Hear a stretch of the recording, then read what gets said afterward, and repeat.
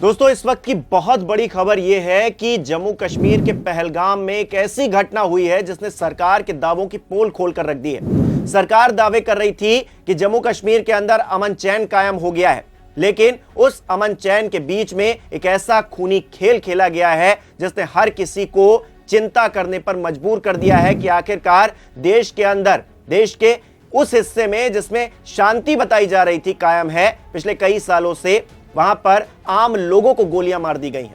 आम लोग जो कि वहां टहलने गए थे, पर्यटक के तौर पर एंजॉय करने गए थे, उन लोगों को वहां पर गोली मार दी गई। नाम पूछ पूछ कर गोलियां मारी गई हैं, यह जानकारी दी जा रही है। हमारे सूत्र बता रहे हैं कि वहां पर 30 लोगों की मौत हो चुकी है।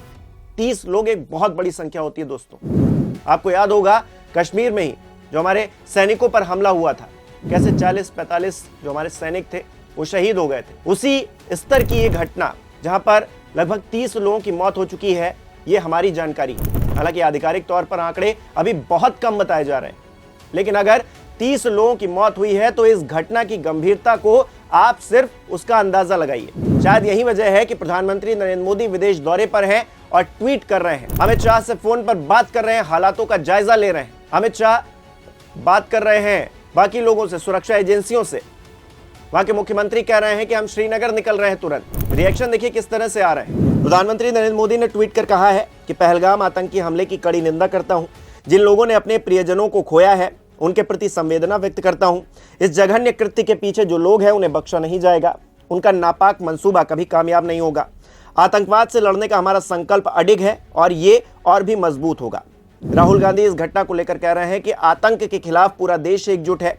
सरकार जम्मू कश्मीर में हालात सामान्य होने के खोखले दावों के बजाय अब जवाबदेही लेते हुए ठोस कदम उठाए ताकि ऐसी जो बर्बरता की घटनाएं हैं और न हो पाए। इसके अलावा जम्मू कश्मीर के मुख्यमंत्री हैं उमर अब्दुल्ला, वो कह रहे हैं मैं यकीन से परे सदमे में हूं।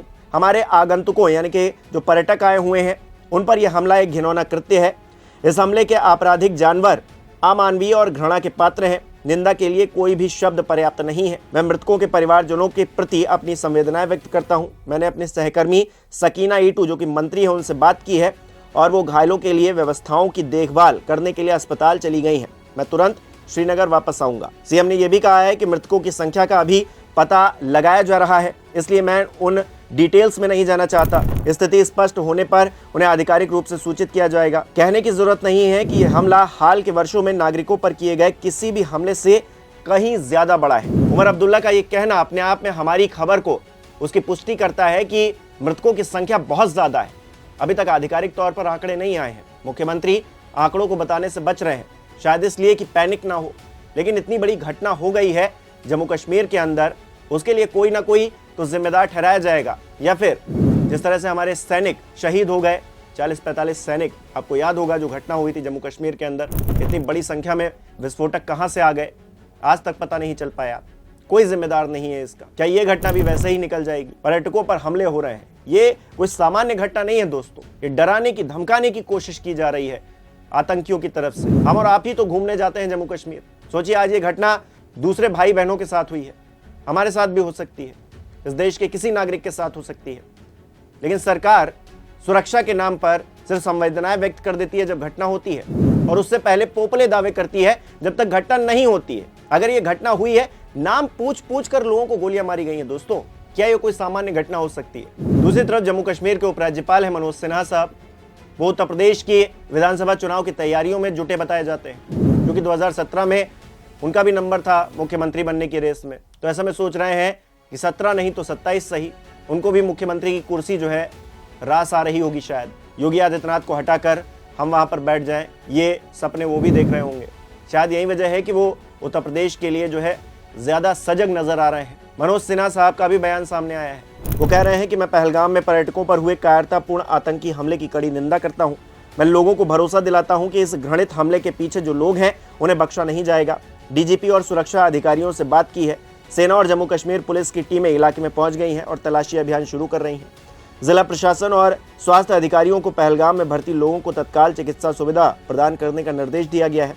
इसके अलावा जम्मू कश्मीर पीपल्स कॉन्फ्रेंस के प्रमुख हैं सज्जाद लोन, वो कह रहे हैं कि आतंकियों से बड़ा कश्मीरियों का कोई दुश्मन नहीं हो सकता।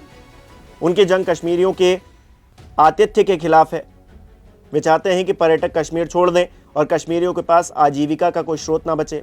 वे हमारे बच्चों और आने वाली पीढ़ियों के दुश्मन हैं, वे आतंकवादी हैं। निहत्थे पर्यटकों को निशाना बनाना सबसे बड़ा पाप है। उन्हें ना तो यहाँ माफ़ किया जाएगा और ना ही भगवान की नज़र में माफ़ किया जाएगा। दोस्तों, घटना हो गई है, उसके बाद संवेदनाएं हर कोई व्यक्त कर रहा है, लेकिन सवाल भी पूछा जाएगा इन संवेदनाओं के बीच में कि आखिरकार जिम्मेदार इन घटना का कौन है। आखिरकार हम कल को जम्मू कश्मीर घूमने जाएंगे और हमारे ऊपर कोई गोली चला देगा तो कोई जिम्मेदारी लेगा इस बात की कि नहीं लेगा? आतंकवादी आए, उन्होंने गोलियां चलाई और मार दिया, किस्सा खत्म। हम सरकारों को क्यों चुनते हैं? सरकारें सिर्फ बड़े बड़े दावे करने के लिए है, तमाम सुविधाएं लेने के लिए है, टैक्स पेयर्स के जो पैसे हैं उससे, और सुरक्षा के नाम पर यह मिल रहा है इस देश को। ठीक है, आप बहुत अच्छे दावे करिए, आप बड़े बड़े दावे करिए, लेकिन इस तरह की घटना जब होगी तो सवाल आपसे ही पूछा जाएगा ना, क्योंकि सत्ता में आप हैं। धारा 370 समाप्त कर दी, इस देश में से आतंकवाद को समाप्त कर दिया।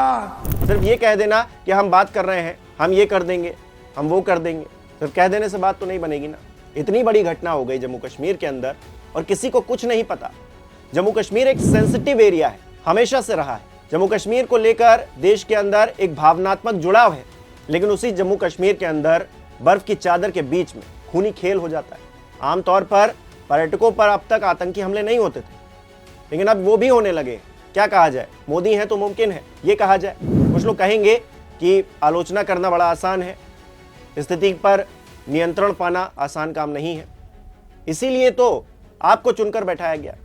आप कहते हैं कि कांग्रेस ने ये कर दिया, कांग्रेस नहीं संभाल पाई, नेहरू जी की गलती है, इंदिरा जी की गलती है। पिछले 10 साल से, 1 दशक से ज्यादा आपको सत्ता में आए हो गया, क्या अब भी नेहरू जी, इंदिरा जी की गलती करार दी जाएगी इस घटना को लेकर भी? आधिकारिक आंकड़े आएंगे, पता चलेगा कि कितने लोगों ने जान गंवाई है, और हो सकता है वो भी ना आए। कुंभ में आपने देखा किस तरह से आंकड़े छुपा लिए गए, आपको जानकारी हुई।